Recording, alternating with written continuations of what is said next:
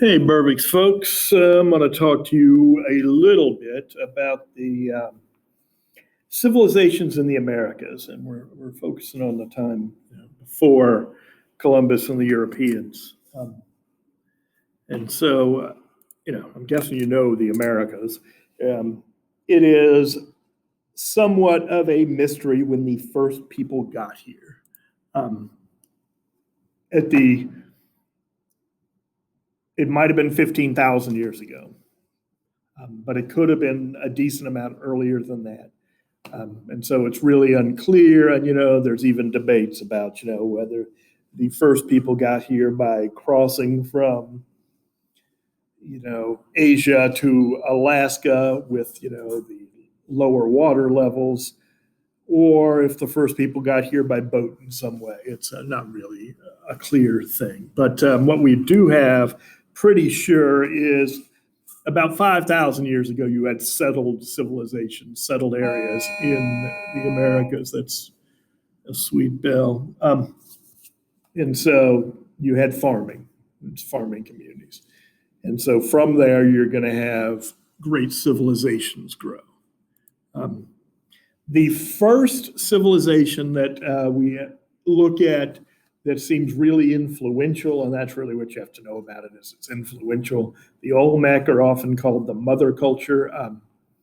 What we know about them today is these sweet heads they built, these big giant heads that they moved, 50 miles, and they weigh, 40 tons, and nobody can figure out why they built them. And a lot of people will debate whether or not, they even look like Native Americans, or they look like people from other parts of the world.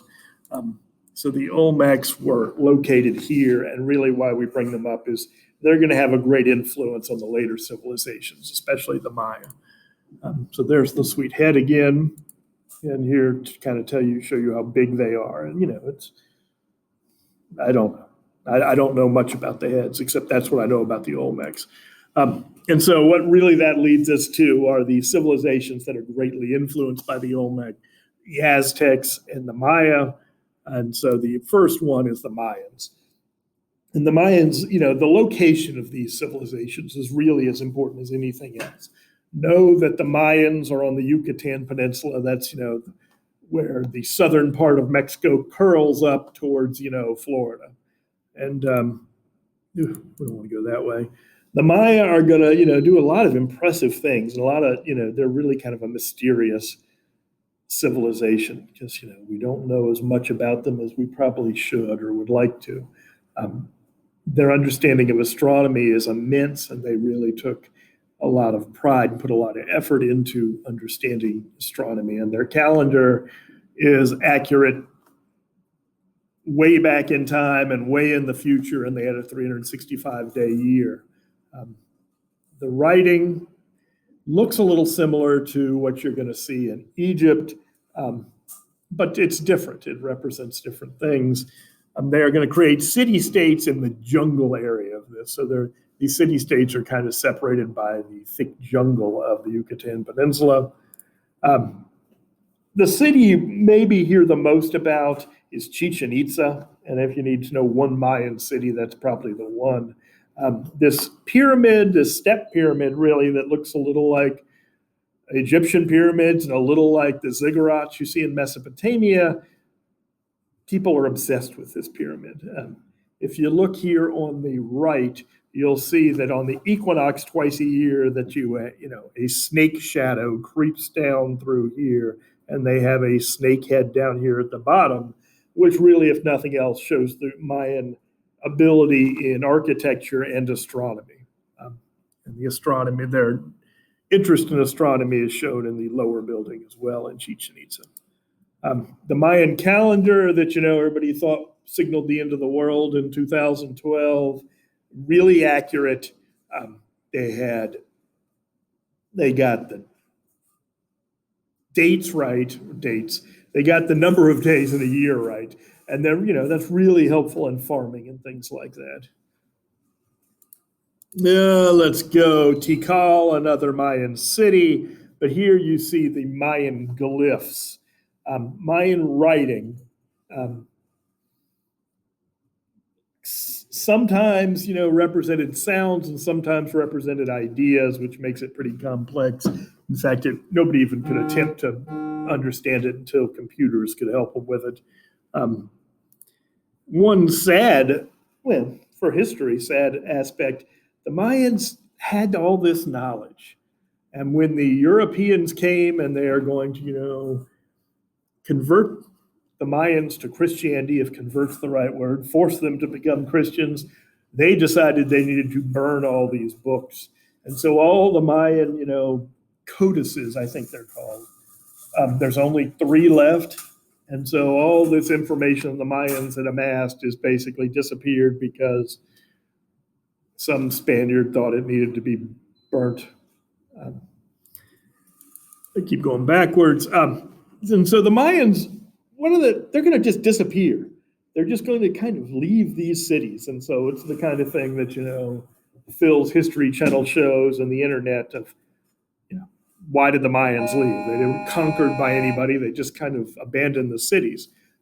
And we might not know, but it's a good thing to, check into if you have spare hours. But the Mayans are going to have a great influence on the next civilization you need to know about is the Aztecs. And so the Aztecs are going to be more in the central part of Mexico. And they are going to build the great city. And, even the Spaniards, when they got here, were like, this is the greatest city in the world. Tenochtitlan, built in the middle of a lake in what is now Mexico City. With these causeways going out. So it made it basically impossible to attack the city. And even the Spaniards can't attack it, except with smallpox, really. So a beautiful, accomplishment this city is. And it's really kind of, maybe the high point of, American civilization before Columbus.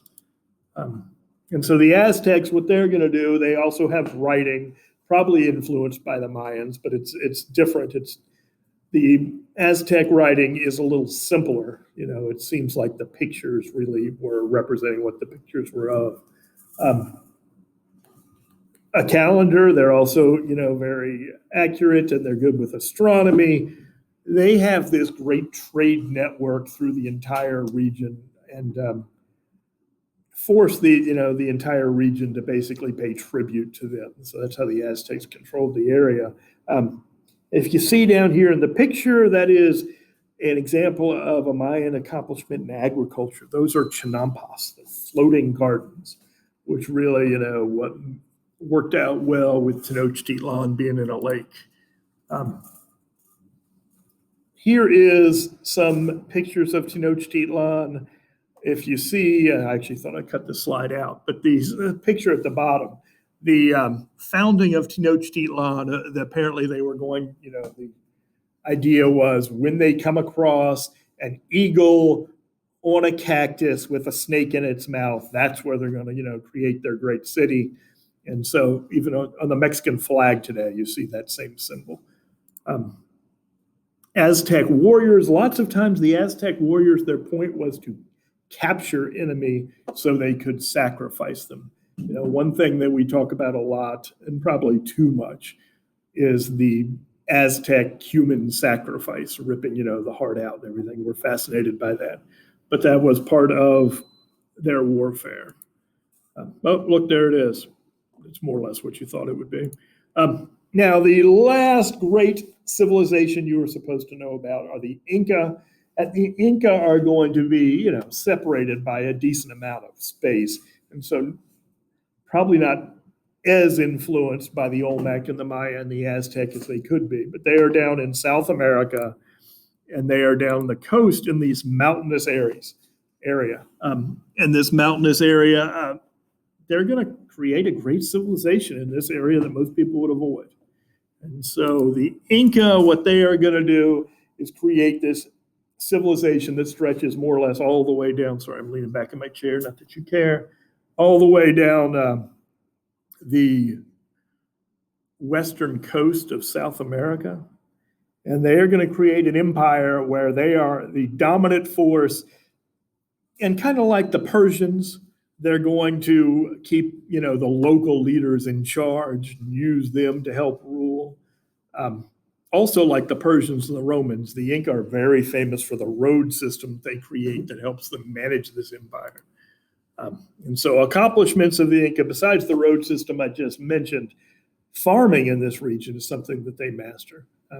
And so the idea of terrace farming and irrigating the area through aqueducts is an accomplishment of the Inca. Here you can see a little bit about the road system, the suspension bridges. They had runners to basically, carry information quickly from place to place. And everybody loves llamas, so there they are. Now the Inca didn't have writing, and but they traded so much, and you have to keep records to do all this stuff. They had something called the quipu, and the quipu, besides being funny to say, basically tying knots in this string allowed them to keep the records they needed to manage all their trade. I don't really know how the quipu works. The city people are going to talk about. It's not the capital of the Inca Empire, but it is the city that is most mysterious. It's at the top of a mountain. It's near the capital of Cusco. And it was just discovered because it's so remote at the very top of the mountain. It was just discovered, 100 years ago or so. And it shows the great builders these people were. I mean, if you look at that wall is a mortar holding it together. Those rocks are somehow cut precisely. And these people, they'll tell you, didn't have, metal tools, but yet those rocks are somehow, cut precisely to fit together like a puzzle and, have stayed in place without, concrete holding them there. Back. So there's the quipu, which, you'll see, that's the picture you'll see of a quipu if it's on a test or something. And it looks like some sort of necklace, so don't be thrown off if you come across that. That's how the Inca kept records.